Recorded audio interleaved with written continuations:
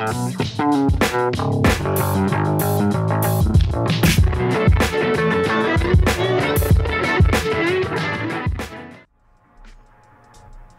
good? During the showcase on the Super Battle Road run that I did with no items on the Extreme TEQ versus Super Agility, I talked about doing a showcase on this TEQ Super Buu unit that quite honestly, for some reason, I haven't done a showcase yet for this unit. So we are going to be running through this, pretty much highlighting the unit's capabilities and skill sets. Again, I will say that he will be ran on the Artificial Lifeforms category because the Transforming Super Buu unit is the leader for the Transformation Boost category, so unfortunately you can't run him on that. Outside of that, that is going to be the Majin Saga, but of course Artificial Lifeforms does provide a little bit better leader stat boost overall. So alright, let's go ahead and get into it. So again, this is the Extreme TEQ Super Buu unit. Leader skill is TEQ type plus 3 Ki, attack and defense increase of 50%. The super attack causes supreme damage with a rare chance to stun the enemy. The passive skill is what's pretty good about this unit. It actually has the ability to recover 30% of damage dealt to its health, so in my opinion, I think you're okay with going a little bit heavier focus on critical hits in the potential levels.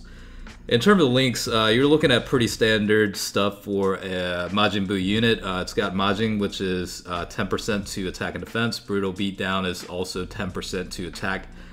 Metamorphosis recovers 5% HP. Infinite Regeneration is recovery of 3% HP. Fear and Faith is plus 2 Ki.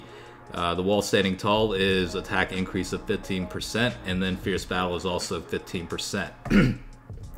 Again, the categories this unit falls into is Majin Buu Saga, Transformation Boost, and Artificial Lifeforms. Again, this showcase is pretty much going to include this unit on the Artificial Lifeforms category with the LR Super Baby 2 leads. For the max potential, you are looking at 13,657 for HP, attack is 13,847, and defense is 9,448. 12 Ki Multiplier is 140%. Again, the biggest benefit about this unit is the recovery of 30% of damage dealt as health. Really, the only real scenarios you probably even need to run this unit on, and why it would be even worthwhile to potentially invest some potential orbs on this unit, is for, again, like Super Battle Road settings. So that can either be on the Extreme TEQ versus Super Agility. You could surely try that out on the Extreme team. Extreme stage on the category stages of Super Battle Road. Also the Majin Buu Saga category stage as well. So all those are pretty, decent options. So potentially run this unit. Again, conservation of items and being a little bit more proactive about HP depletion is definitely important in Super Battle Road. So this unit could definitely play out in terms of providing benefits with that. The other thing to note is, even though this unit has only a rare chance to stun the enemy, during my last run, and this could all just be luck based or RNG at the end of the day, but he seems to have stunned a pretty decent amount to where he was actually on par with the TEQ hit unit, and obviously hit has a greater chance of stunning enemies based on a couple of different criteria, but in that regard, this unit does have at least a rare chance of stun. Now, it's not going to happen often. Again, it could all be down to luck, really, but in addition to being able to recover 30% of HP, having also a little bit of a chance to stun the enemy could also be beneficial as well. The one thing I'd want to note on top of all this is you're going to run into links just like any other Majin Buu units in Dokkan Battle. What I'm referring to specifically is key links. As you see here, this unit does at least have Fear and Faith. That adds plus 2 Ki. Everything else is pretty much attack defense boost or stuff of that nature. The only key link he has is again Fear and Faith, and that is plus 2 Ki. So whenever you do run this type of unit on, let's say for example, an Extreme TEQ team, you do want to make sure you have units that share that Fear and Faith link skill. In addition to that, you might want to compensate by potentially bringing in units that have passive skills that boost Ki for the rest of the team. Like, for example, World Tournament Perfect Cell would be a good one within that setup of Extreme TEQ. So that's definitely one thing I would like to note in terms of how to fully utilize this unit. Again, in terms of potential levels, I went with pretty much a level 9 additional tag, level 17 criticals. So just trying to maximize HP recovery levels every time this unit attacks. Increase the frequency of criticals. That pretty much allows you to recover HP regardless of type situations, whether you have the advantage or disadvantage. It doesn't really matter at that point. As long as the criticals activate, you'll still be able to recover a pretty decent chunk of HP. So that's probably my only advice with this unit. Again, I did run this unit, and I'll put it in the pinned comment as well for the Extreme TEQ no items run. In that sort of setting, this unit is very important because you're not going to be using items, and although certain passive skills like Metamorphosis can certainly help in terms of recovering a little bit of HP, this unit does really become important in terms of, I mean, at the end of the day, 30% is quite a bit in terms of recovering that amount to HP. So that's pretty much all there is to say about that regarding Super Battle Road settings. Now, on a normal setting like this with the Dokkan events or even Boss Rush, it doesn't really matter, but of course he's going to link up pretty well with the Kid Buu unit with the with the EZA, because the Kid Buu unit does provide a ki boost on top of that 50% increase to attack and defense. So that definitely does help out in terms of both units being able to make sure to get that super attack for both the units.